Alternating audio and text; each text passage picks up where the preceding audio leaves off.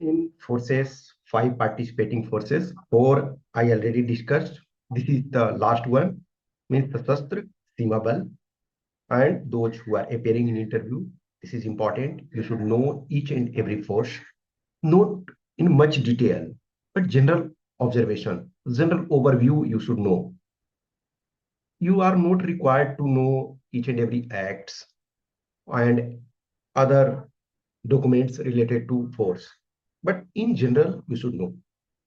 If any force is your first choice, then you should explore a little more. The more you elaborate, the more you explore, better it is. So, Sashastra Simabal, this is the force. It is assumed one of the most peaceful. Reason is that SSB is mainly posted in India-Nepal border and India-Bhutan border. With India, with Nepal and Bhutan, we are having good terms and conditions. In fact, Bhutan is known as one of the most peaceful countries in the world. Even they are focusing more on nature, on happiness than GDP. It was said once now that Bhutan's prime minister came to India to participate in some business organization conference and conclave. Then someone jokingly said that Bhutan is having less GDP than so many individuals' net worth. But Bhutan's prime minister said, yes, that may be, but Bhutan is more happy. Bhutan is happier than so many countries. So it is important that we are having our forces posted on those area, and with Bhutan we are having a special relation. आप देखोगे कि China के साथ जो crisis था Doklam tri junction का, तो वहाँ इंडिया जो है चाइना के against formally in favour of Bhutan खड़ी रही. It is not only about Bhutan, वो इंडिया का भी अपना इंटरेस्ट है. सो it is important, you should know. And some of you have put SSB as first choice, and some of you are, in fact many of you have put it as second choice. General observation, when I see, then large chunk of candidates are putting CSF as first choice, and among those, so many put SSB as second choice. Every force is having its own opportunities. Every force is providing opportunity to serve the nation in its own way.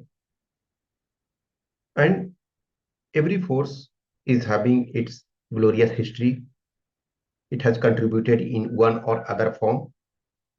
Originally, if you see SSB, in fact, आप जितने भी ये force को देख रहे हो, जैसा कि मैंने आपको बताया था कि out of five, so five participating forces है जिसके लिए आप एग्जाम दे रहे हो. तो इन फाइव में से ओनली सीआरपीएफ जो है प्री इंडिपेंडेंट इंडिया में स्टेब्लिश हुआ, means 1939 as a crown representative. But all four जो हैं, आईटीबीपी, बीएसएफ, सीआईएसएफ, एसएसबी, ये 1960 के डेकेड में स्टार्ट हुए हैं. लास्ट वीडियो में आईटीबीपी वाला था, उसमें हमने आपको बताया था कि 1960 डेकेड इंडिया के लिए बहुत इंपॉर्टेंट है. आप यदि इंडिपेंडेंट इंडिया के हिस्ट्री को देखो तो 1960 के डिकेड बहुत चैलेंजिंग भी था और बहुत सारा एक्सपेरिमेंट्स भी चल रहा था. जैसे आप 1960 में देखो तो उसके स्टार्ट में एक तरह से चाइना के साथ प्रॉब्लम स्टार्ट हो चुका था, और 1962 में चाइना के साथ वॉर हो रहा है, हो जाता है. और उसी के आफ्टर मैथ में आप देखोगे कि एसएसबी भी आपका स्टार्ट हो रहा है और आईटीबीपी भी स्टार्ट हो रहा है. फिर देखोगे कि 1965 में हम पाकिस्तान के साथ युद्ध करते हैं, और फिर देखोगे कि तब आपका बीएसएफ का इस्टेब्लिशमेंट होता है। फिर आप देखोगे कि 1965 के ड्यूरेशन में ही 65-66 में आपके जो हैं बहुत अकाल पड़ता है। उस समय के प्राइम मिनिस्टर लाल बहादुर शास्त्री खुद खेती करते हैं प्राइम मिनिस्टर लॉन में, और उन्होंने कहा कि देश को आह्वान करते हैं कि सप्ताह में एक दिन खाना नहीं खाइए, तो उन्होंने कहा कि मैं अपने फैमिली से स्टार्ट करता हूँ। उनके बेटे सुनील शास्त्री, उन्होंने कहा कि तब मैं 14 साल का था, मैं सबसे बड़ा था और 14 साल का, तो बाबूजी ट्राई किए कि बोले कि जब मैं अपने घर में इसको फॉलो नहीं कर सकता हूँ तो दूसरे को कैसे कर सकता हूँ। आज शायद हम आप इन चीजों उन चीजों को नहीं एक्सपीरियंस कर पाए, लेकिन जिनके भी घर में बुजुर्ग हैं, ओल्ड पर्सन हैं, you can ask the story. तो वो सिचुएशन 1960, और इसमें से चारों आपके जो फोर्सेस हैं अदर देन सीआरपीएफ, वो इसमें स्टेब्लिश हुआ। तो इसके कहानियों को जानो, जितना आप कहानी स्टोरीज ये सब जानते हो, यदि पूछा जाता है और उसको रिलेट करने में आप सक्षम होते हो, if you are able to relate, then it will give positive impact. Traditional जो चीजें चल रही है उसको तो आप कवर करते ही हो, लेकिन उसके बियॉन्ड कुछ चीजें होती है जिसको आप ग्रास्प कर लेते हो और प्रॉपर तरीके से एक्सप्लेन कर पाते हो, तो आपको एक्स्ट्रा मार्क्स मिलता है। तो 1960 के डेकेड को प्रॉपर पढ़ो, क्योंकि सीआरपीएफ को छोड़कर से सारे फोर्सेस जो चार हैं वो उसी ड्यूरेशन में आपके स्टेब्लिश हुए हैं। तो उस समय के सिचुएशन को आप जानो, उसको एक्सप्लोर करो 1960 का डेकेड। और इनफैक्ट जो 1971 में फिर India Pakistan war, second India Pakistan war होता है, अब ऐसे देखा जाए तो 1947-48 में ही पाकिस्तान के साथ प्रॉब्लम हुआ, लेकिन हम उसको प्रॉपर वॉर नहीं कर सकते हैं। और 99 वाला कारगिल है, उसको भी हम प्रॉपर वॉर नहीं कर सकते हैं। तो वॉर एक्चुअल में देखा जाए तो दो है, लेकिन फाइट जो है प्रॉपर वो चार है, ठीक है ना। तो जो 71 में है, तो 71 की भी स्टोरी जो है 60 के डेकेड में ही शुरू हो चुकी थी, और 71 में वो कल्मिनेशन था, और जो पाकिस्तान ब्रेक हुआ टू पार्ट्स में, और फिर सो ईस्ट पाकिस्तान वो बांग्लादेश के रूप में एग्जिस्टेंस में आया। सो वो फिर देखोगे कि आप PL 480 के तहत हम अमेरिका से गेहूं मंगाते थे, यानी कि आप इंडिया जो है मल्टीपल फ्रंट पे आप प्रॉब्लम फेस कर रहे थे। आपके पास खाद्यान्न की कमी थी, आपके पास आप फाइट कर रहे थे war. War is not a simple game, वो बहुत सारे लोग सेक्रीफाइस करते हैं। आप लोग जो भी मैक्सिमम जो एग्जाम दे रहे हो, तो आपने किसी ने एटलीस्ट नहीं देखा वो सिचुएशन को, ठीक है। ऐसा नहीं है, आज इंटरनेट के दौर में वीडियोस, मूवीज, कहानियां, नोवेल, बहुत सारे चीजों के माध्यम से, डॉक्यूमेंट्री, या जो पर्सन वहां फेस किए थे उनके माध्यम से आप सुनते हो। 99 कारगिल जो हुआ, तो एटलीस्ट मेरी मेमोरी अच्छी तरीके से है कि उस समय डेली टेलीविजन में आता था, हर डे, हर घंटे एक तरह से 2 मिनट कम से कम क्या चल रहा है। तो आप में से कुछ ऐसे कैंडिडेट हो गए जिन जो जस्ट मान के चलो कोई एकदम छोटे थे, या कोई जैसे एक सर्विसमैन, या मतलब अदर ये मिला हुआ है तो एटलीस्ट इतने बड़े हो गए। लेकिन मैक्सिमम जो भी है जैसे जनरल कैंडिडेट हो, तो वो तो अभी कुछ पैदा भी नहीं हुए थे, मैक्सिमम मैक्सिमम इनफैक्ट पैदा नहीं हुए थे, but that was the situation. तो आप इन चीजों को जानो। 1960 इसी वजह से इंपॉर्टेंट है कि ये जो शायद मैंने देखो लास्ट वाले ITBP में भी इन चीजों को बोला था और इसमें भी बोल रहा हूँ, क्योंकि एटलीस्ट मैं 5 को और कवर अब इसमें से हो जा रहा है, उसके बाद इन चीजों को बोल रहा हूँ कि आप उनको रिलेट करने की कोशिश करो। और यही सबसे आपको थोड़ा सा बेटर मार्क्स मिलेगा जब चीजों को बेटर तरीके से कर पाओगे।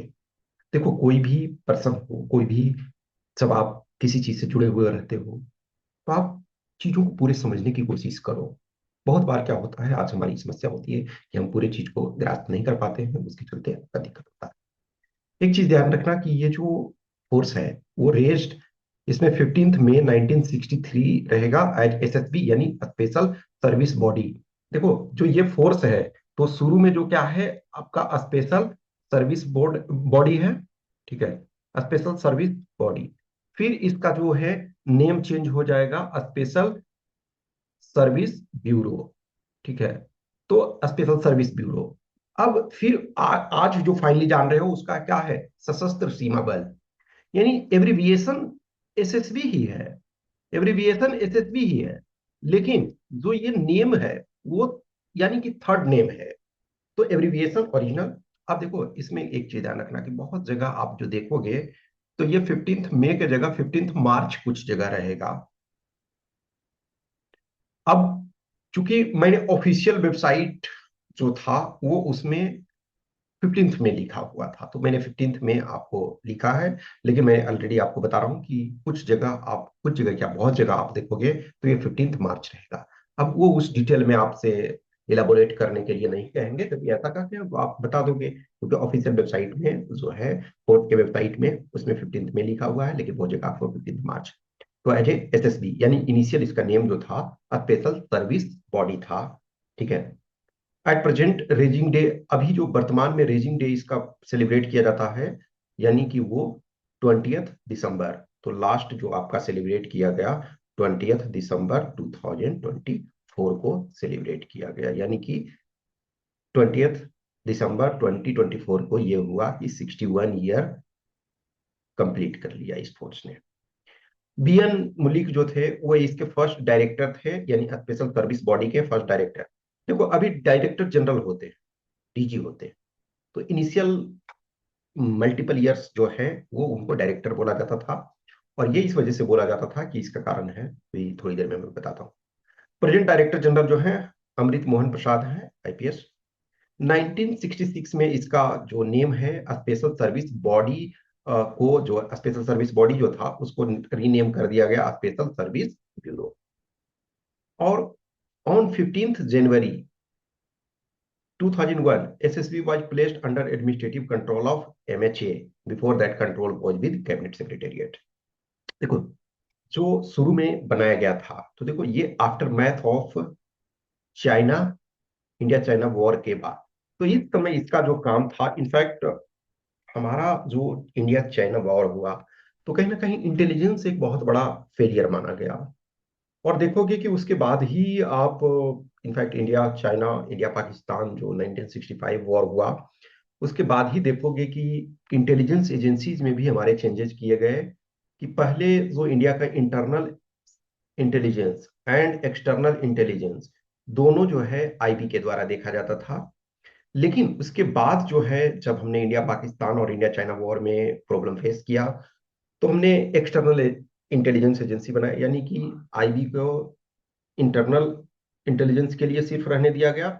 और उसी आईबी से कुछ ऑफिसर्स को निकाल करके, जैसे आर एन काव का आपने नाम सुना होगा, रामेश्वर नाथ काव, जो कि एक तरह से इंडिया के जो एक्सटर्नल इंटेलिजेंस एजेंसी और एक्सटर्नल इंटेलिजेंस के डोयन माने जाते हैं।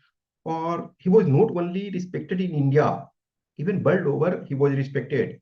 इवन जो जॉर्ज डब्ल्यू बुश, यानी कि जो प्रेसिडेंट बने, जूनियर बुश, उनके फादर सीनियर बुश वो भी प्रेसिडेंट थे, तो उसके पहले वो भी सीआईए में रह चुके थे, तो उनसे भी उनकी अच्छी दोस्ती थी और वर्ल्ड ओवर उनका एक रेपुटेशन था। तो उस ड्यूरेशन में एक इंटेलिजेंस सबसे बड़ा हमारा चैलेंज था। एक तो न्यूली इंडिपेंडेंट इंडिया के पास ऑलरेडी बहुत प्रॉब्लम्स थे, और उस प्रॉब्लम में आपके खाद्यान्न प्रॉब्लम है, आपके इंडस्ट्री के प्रॉब्लम है, इंडिया के ही बहुत सारे जो देसी रियासत थे वो अपना इंडिपेंडेंट रहना चाहते थे। फिर देखोगे कि माओइस्ट प्रॉब्लम वगैरह, तो बहुत सारे समस्याओं को झेल रहा था। तो उस समय हमारे लिए जो था एक इम्पॉर्टेंट था कि इंटेलिजेंस का, तो कहीं ना कहीं जो ओरिजिनली एसएसबी है उसका भी काम था कि इंटेलिजेंस वगैरह में वर्क करना। तो ये इनिशियली यानी कि जब 1963 में बना, और तब से लेकर के यानी कि 15 जनवरी 2001 के पहले ये जो था आपके कैबिनेट सेक्रेटेरिएट में कह सकते हो, या आप कह सकते हो कि जो बाद में फिर कैबिनेट से, चूंकि आरएडब्ल्यू आप देखोगे कि कैबिनेट सेक्रेटेरिएट के अंदर ही आता, तो आरएडब्ल्यू के अंदर में वो वर्क कर रही थी, ठीक है। And on December 15, 2003 special service bureau renamed as Sashastra Seema बल, यानी आज जो वर्तमान में आप नाम जान रहे हो, प्रेजेंट में नेम जो जान रहे हो, तो ये आपका जो है सशस्त्र सीमा बल है।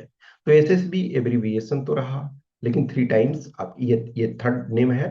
ओरिजिनली स्पेशल सर्विस बॉडी, फिर आपका स्पेशल सर्विस ब्यूरो, एंड 2003 से जो आपका है सीमा सुरक्षा, ये सॉरी सशस्त्र सीमा बल, ठीक है, सशस्त्र सीमा बल इसका है। President's color was provided on 27th March 2004 by then Deputy Prime Minister Lal Krishna Advani. Presidents colour जो जनरली जो क्राइटेरिया होता है कि मिनिमम 25 ईयर्स आपने सर्व कर रखा है, प्लस आपके अचीवमेंट्स रहे हैं अच्छे खासे, तो जो भी आपका यूनियन गवर्नमेंट का एक इम्पॉर्टेंट फोर्स कोई भी है, तो उसके अचीवमेंट्स और ये सारे भी हैं, ठीक है। मोटो इसका जो है service security and brotherhood, means सेवा सुरक्षा और बंधुत्व। जो ये पोस्टेड है देखो, India, Nepal and India Bhutan. India Nepal से देखा जाए तो भारत के जो 5 स्टेट्स बॉर्डर टच करते हैं, उत्तराखंड, उत्तराखंड, यूपी, बिहार और वेस्ट बंगाल, सिक्किम। देखो, आप किसी भी स्टेट से यदि हो, आप उत्तराखंड से सपोज हो, तो आपको जानना चाहिए कि कौन से डिस्ट्रिक्ट जो हैं बॉर्डर टच करते हैं। आप यूपी से हो तो जानो नेम ऑफ ऑल डिस्ट्रिक्ट्स जिनके बॉर्डर टच करते हैं। बिहार से हो तो आपको जानना चाहिए ऑल डिस्ट्रिक्ट्स जिसके बॉर्डर टच करते हैं। वेस्ट बंगाल से हो तो आपको जानना चाहिए कौन से डिस्ट्रिक्ट टच करते हैं। सिक्किम से हो तो आपको जानना चाहिए ये सब क्या है, एडेड एडवांटेज देता है आपको। एक तो जैसे जो आपके प्रायोरिटी जो भी फोर्सेस के हैं, तो प्रायोरिटी के अनुसार इफेक्ट्स को जानना है, लेकिन एटलीस्ट जो मान के चलो कि कोई तमिलनाडु से हैं, तो यूपी के कौन कौन से डिस्ट्रिक्ट लगते हैं ये क्वेश्चन जनरली नहीं पूछे जाएंगे, वो स्टेट पूछेंगे, तो स्टेट आप बात जान रहे हो। लेकिन यदि आप यूपी से हो तो आपको जानना चाहिए, एंड दीज आर एडवांटेज। अब भूटान से यदि देखा जाए, तो भूटान से किसका किसका लगता है, तो आसाम का लगता है, अरुणाचल प्रदेश का लगता है, सिक्किम का लगता है, वेस्ट बंगाल का लगता है। इसका मतलब क्या है कि जो सिक्किम और वेस्ट बंगाल है, वो दोनों का कॉमन है, यानी कि भूटान से भी लगता है और नेपाल से भी लगता है। तो ये इसको आपको जानना चाहिए कि भूटान से भी, जैसे आप इन स्टेट से यदि हो, देखो जैसे ये आसाम है, अरुणाचल प्रदेश है और सिक्किम, वेस्ट बंगाल। तो देखो सिक्किम छोटा स्टेट है, तो असिस्टेंट कमांडेंट वगैरह में बहुत कम लोग, इनफैक्ट मैं आज तक जिन कैंडिडेट्स को गाइड किया हूँ उसमें अभी तक मुझे डायरेक्ट रूप से सिक्किम के कोई स्टूडेंट नहीं मिले हैं जो इंटरव्यू वगैरह के गाइडेंस में। This is true, Arunachal Pradesh के भी नहीं मिले हैं, ठीक है ना। और जैसे नॉर्थ ईस्ट वाले चूंकि छोटे स्टेट्स होते हैं, तो इसमें कैंडिडेट्स कम होते हैं। मेजोरिटी जो कैंडिडेट्स, हाँ जैसे आप यूपी देखो, लार्जेस्ट स्टेट पॉपुलेशन में, तो ऑब्वियसली उसके बहुत सारे हैं। महाराष्ट्र है, बहुत सारे हैं, क्योंकि सेकंड लार्जेस्ट पॉपुलेशन है। बिहार है, थर्ड लार्जेस्ट पॉपुलेटेड है, तो बहुत ज्यादा है कैंडिडेट्स। तो और उत्तराखंड वगैरह में क्या है, फोर्स का एक बहुत बड़ा क्रेज है, तो ये सब स्टेट से बहुत ज्यादा लोग रहते हैं। लेकिन जैसे सिक्किम से मैंने बोला कि अभी तक कोई नहीं मिले। आई आई विल बी हैप्पी, मुझे बहुत खुशी होगी कि सिक्किम और अरुणाचल प्रदेश के भी लोग कुछ आए जिनको मैं गाइड कर पाऊँ, ठीक है। तो आप ये इनको जानो, यदि इन स्टेट से आप हो तो डिस्ट्रिक्ट के बारे में भी जानो। जो फोर्स हैं, एम्प्लॉय हैं, यानी कि इसमें मैन पावर जो है 92,541, ये एक्टिव पर्सनल। तो ये 31 मार्च 2024 के अनुसार है, यानी 1 ईयर पहले का। तो देखो, हमेशा ध्यान रखना कि जब एग्जाम इंटरव्यू में आपसे पूछे जाते हैं तो अप्रोक्सीमेट आपको जानना चाहिए, ऐसा नहीं है एकदम बोलेंगे कि एग्जैक्ट, क्योंकि एग्जैक्ट नहीं हो सकता ना। रेगुलर रूप से हर महीने कुछ ना कुछ रिटायर होते रहते हैं, और बीच बीच में कुछ जो हैं वो ज्वाइन करते रहते हैं, तो आपको जानना चाहिए। एनुअल बजट अप्रोक्सीमेट जो ये मेंस बजट है, ये इसमें है इस ईयर के लिए, जो अभी वर्तमान में इस यानी कि जो अभी बजट पेश किया गया, तो बजट पेश किया गया तो एक्चुअली 25-26 के लिए, तो उसमें इतने का एलोकेशन है। ट्रेनिंग एकेडमी जो है भोपाल है since 2017, before that in Uttarakhand. देखो क्या है कि ओरिजिनली जो है शायद महाराष्ट्र में था, महाराष्ट्र से फिर शिफ्ट किया गया उत्तराखंड में। लेकिन उत्तराखंड में जो फ्लड और लैंडस्लाइड ये सब जो हुए, उसके बाद जो शिफ्ट कर दिए गए हैं भोपाल में। तो तब से जो है भोपाल में इनका ट्रेनिंग चलता है। यदि आप एज ए असिस्टेंट कमांडेंट आप बनोगे तो आपका जो भोपाल में ही आपकी ट्रेनिंग। रोल्स एंड ड्यूटीज, तो safe guard the security of assigned border of India, mainly India Nepal और इंडिया भूटान। अब मेनली कहने का मतलब है ना कि कहीं और भी लगाया जा सकता ना आपको, ऐसा नहीं है कि एग्जाम, ये मेन आपका है। वन बॉर्डर वन फोर्स के तहत आपका ये मेन टास्क है, लेकिन कहीं और भी जैसे लगाया जाता है। And promote sense of security among the people living in border area, prevent trans border crimes, smuggling and any other illegal activity, prevent unauthorised entry into और exit from the territory of India. देखो ये point important इस वजह से कि India Nepal और India Bhutan border जो है वो जनरली पीसफुल है और हमारा फ्रेंडली बॉर्डर है। पाकिस्तान वगैरह के साथ तो हम एक्सट्रीम विजिल रखते हैं, लेकिन इन बॉर्डर में थोड़ा सा लिबर्टी रहती है क्योंकि लोग आराम से जाते हैं। जैसे देखो जो नेपाल है ना, तो उसके कहते हैं ना कि नेपाल बिहार से यूपी से ये सबसे बेटी रोटी का रिश्ता है। बेटी रोटी का रिश्ता का मतलब है कि हम अपनी शादी विवाह जो है इधर के उधर उधर के उधर, यानी कि इधर से बेटियां उधर जा रही है, उधर की बेटियां इधर आ रही है, बहुत सारे। फिर बेटी रोटी का मतलब है कि आप कहीं आपके रिश्तेदार हैं तो आप भोज भाव में, जैसे होता है ना कभी कभी कि किसी चीज के लिए आप गांव में या जो भी जैसे करते हैं कि भोज दे रहे हैं, पार्टी दे रहे हैं, तो उधर के लोग इधर आ रहे हैं, इधर के लोग उधर आ रहे हैं। और जहां भी बॉर्डर जितना ओपन होता है तो उस लेवल से उसमें विजिलेंस की जरूरत होती है कि उस बहाने जो है कोई इलीगल नहीं आ जाए। जैसे बहुत सारे लोग आप में से जो इन स्टेट से हो, खास करके जैसे बिहार, नदर्न बिहार से आप बिलोंग करते हो, या यूपी के उन डिस्ट्रिक्ट से बिलोंग करते हो जहाँ बॉर्डर लगता है, तो आप देखोगे बहुत सारे लोगों को जानोगे कि हमारे रिश्तेदार या जो भी हैं। तो उसमें से अब देखोगे कि बहुत सारे पाकिस्तानी टेररिस्ट वगैरह जो हैं, या पाकिस्तान के रास्ते बहुत सारे पाकिस्तान वाले जो हैं, बहुत सारे जो fake currency, illegal drugs, illegal arms, तो ये कोशिश करते हैं नेपाल के रास्ते। इस वजह से देखोगे कि इधर हाल के दिनों में नेपाल के रास्ते से बहुत सारे लोग पकड़े जाते हैं, और बहुत सारे जो फॉरेनर इलीगल तरीके से आने की कोशिश करते हैं।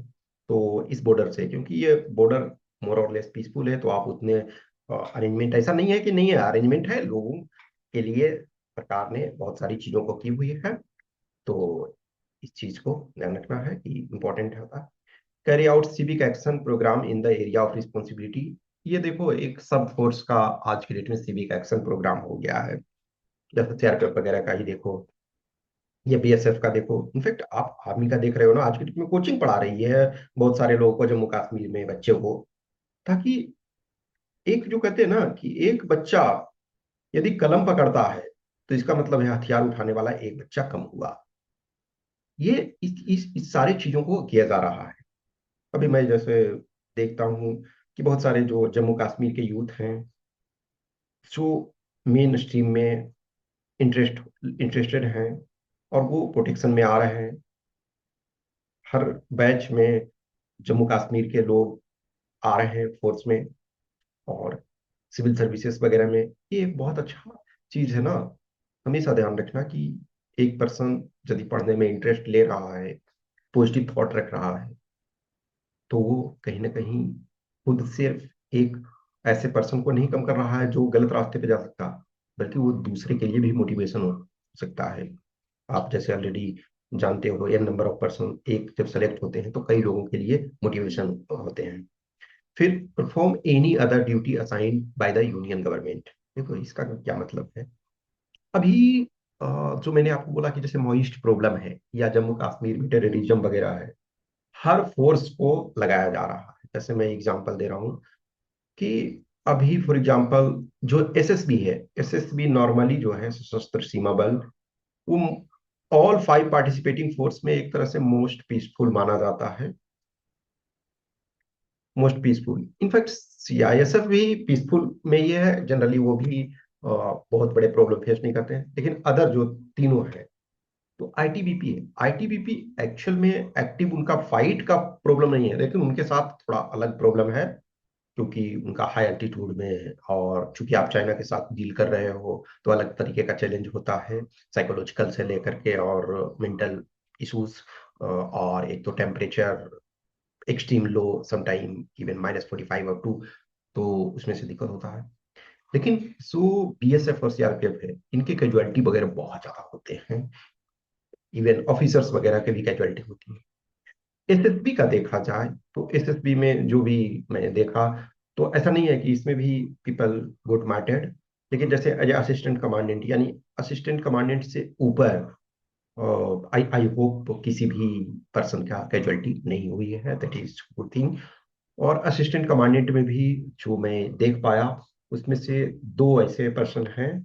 एक चारू चंद्र पाठक, वो 7th बटालियन में थे जम्मू कश्मीर में, यानी वो 27 अप्रैल 2004 को मार्टेडम हो गए। तो देखो, जो यानी वो जम्मू कश्मीर में, सोचो जम्मू कश्मीर में तो एक्टिव आपका ड्यूटी नहीं है, लेकिन फिर भी चूंकि हर जगह आपको एटलीस्ट ये किया जाता है कि कुछ कुछ फोर्सेस को दूसरे जगह भी लगाया जाए, ताकि एक तरह से कुछ जो पॉजिटिव अच्छी चीजें हैं एक दूसरे से शेयर किया जाए, कोऑर्डिनेशन वगैरह किया जाए। और किसी एक ही फोर्स पे एकदम 100% रियलाइज नहीं, रियलाइज मतलब थोड़ा सा क्या होता है ना कि एक मोनोपोली जैसा हो जाता है, तो थोड़ा सा वो भी है गवर्नमेंट का अपना हिडन एजेंडा टाइप का। तो एक ऑफिसर तो चारूचंद्र पाठक जो हैं 7th बटालियन के थे, 27 अप्रैल 2004 को मार्टेड हो गए, एज असिस्टेंट कमांडेंट थे तो जम्मू कश्मीर में। और दूसरे हैं किशोर कुणाल, एक थे, वो 15th बटालियन, तो वो बोंगई गांव आसाम में जो है, बोंगई गांव पेट्रोलियम वगैरह के लिए फेमस है। तो वो 26 जुलाई 2010, यानी कि एक 2004 में और एक 2010 में, 2010 के बाद जो इस फोर्स में है कोई भी कैजुअलिटी एज ऑफिसर की नहीं हुई है। हाँ, अदर रैंक्स की हुई है, ऐसा नहीं है। देखो बहुत बार क्या होता है कि आप कुछ ऐसे सिचुएशंस में होते हो, तो हमेशा वो होता है, लेकिन फिर भी जो है ये फोर्स जो है वैसे मोस्ट पीसफुल माना जाता है, क्योंकि आपका जो वर्क एरिया है वो उस टाइप का ही है, ठीक है ना। तो ये जो यदि है कि एसएसबी आपका जो डिप्लॉय है, तो इंडिया नेपाल बॉर्डर, तो इंडिया नेपाल बॉर्डर जो है 1751 kilometre, and Indo Bhutan border ये आपका 699 किलोमीटर है। Presently the force has a postal strength of 92541 personal. तो ये ऑलरेडी हमने बताया कि एज पर 31 मार्च 2024 के अनुसार the force includes force headquarter, तो फोर्स हेडक्वार्टर ऑब्वियसली एक होगा, फ्रंटियर 6 है, सेक्टर 18 है, बटालियन 73, आरटीसी यानी recruit training centre, recruit training centre जो होते हैं कांस्टेबल के ट्रेनिंग के लिए होते हैं, तो ये 4 हैं। सेंट्रल ट्रेनिंग सेंटर्स 2 हैं, एसएसबी एकेडमी एक है जहां आप ट्रेन होगे भोपाल में जो है, wireless and telecom training centre एक, dog training and breeding centre एक 1, composite hospital 3, central store depot and workshop 1, सब सीएसडी यानी कि so central store depot 3, medical training centre 1, counter insurgency and jungle warfare school 1, and G school. Actual में ये पता नहीं है इसमें क्या लिखा था एग्जैक्ट, हमको मुझे पता नहीं है, ठीक है, मतलब डिटेल को नहीं पूछेंगे, मे बी आप एक बार सर्च कर लोगे। SSB also performs internal security and counter insurgency duty. देखो ये चीज मैंने बोला ना कि ये अभी हर फोर्स को लगाया जा रहा है, जो जम्मू कश्मीर और माओइस्ट वाले में है, तो सारे फोर्सेस को लगाया जा रहा है। SSB personnel also deployed in insurgency affected union territory of Jammu and Kashmir, Assam and LWE affected areas of Chhattisgarh, Jharkhand and Bihar. तो इन जगहों में हर, देखो एक तो बिहार में ऐसे ही इनका बॉर्डर लगता है, और छत्तीसगढ़ और झारखंड जो है, इनफैक्ट छत्तीसगढ़ झारखंड ये सब ऐसे स्टेट हैं, कुछ ऐसे स्टेट्स हैं जिनके बॉर्डर कोई भी इंटरनेशनल बॉर्डर से भी नहीं लगता है और ना वाटर बॉडी से लगता है। तो इसमें से जैसे छत्तीसगढ़ हो गए, आपके झारखंड हैं, एमपी हैं, फिर आपका जो ये वाला है हरियाणा है, और एक तेलंगाना है। तो ये सब क्या है, किसी से बॉर्डर नहीं लगते हैं, तो ये सब जो वर्क करते हैं, तो मोटा मोटी तौर पे इन चीज़ों को जानो, कुछ चीज़ें हैं रिलेट करने के लिए। और यदि आपने फर्स्ट चॉइस दिया हुआ है जे एसएसबी को, तो थोड़ा सा मोर एक्सप्लोर कर सकते हो। कुल मिलाकर के मोटे मोटी तौर पे स्टोरी जानने की कोशिश करो, जो बुनियादी बातें हैं उनको जानने की कोशिश करो, जो स्मॉल बिट ऑफ इंफॉर्मेशन हैं एटलीस्ट आप कह सको कि यस, ये फोर्स के बारे में हमें थोड़े नॉलेज है। कभी भी जो बोर्ड है आपको ऐसा नहीं बोलेगी कि हाँ जी चलिए एसएसबी पे अगला 10 मिनट बोलिए, ऐसा नहीं होता है। कुछ नॉर्मल क्वेश्चन, एसएसबी के बारे में आप क्या जानते हो, तो यू हैव टू से फ्यू लाइंस, फ्यू वर्ड्स।